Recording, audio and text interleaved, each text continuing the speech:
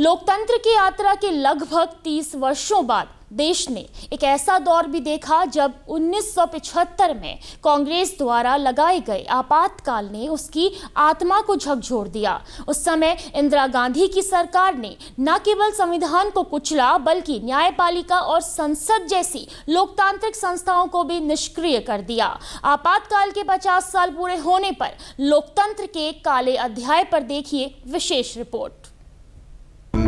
1975 एक तारीख जब भारत के लोकतंत्र की आवाज पर ताले लग गए। वह रात जब संविधान मौन हो गया, कलम कांपने लगी और नागरिक अधिकार सो गए। इसे हम आपातकाल कहते हैं, पर असल में यह था लोकतंत्र का सबसे काला अध्याय।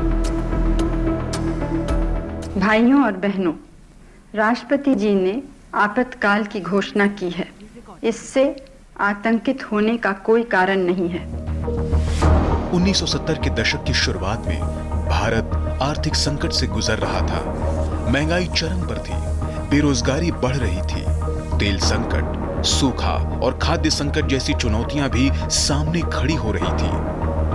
तब किसे पता था साल 1975 आपातकाल का काला अध्याय लेकर आया है, जो भारत की स्थिति बद से बदतर करने वाला था।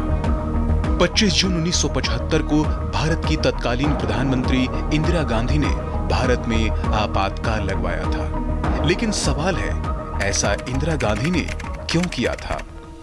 दरअसल 1971 में जब लोकसभा चुनाव हुए तब इंदिरा गांधी ने गरीबी हटाओ का नारा देकर रायबरेली से वो जीत भी गई थी।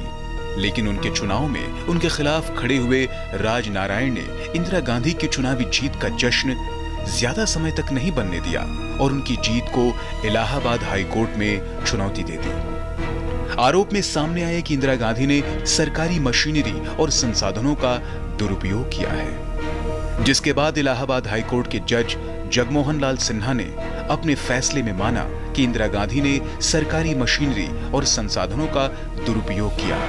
इसलिए जनप्रतिनिधित्व कानून के अनुसार उनका सांसद चुना जाना अवैध साबित होता है।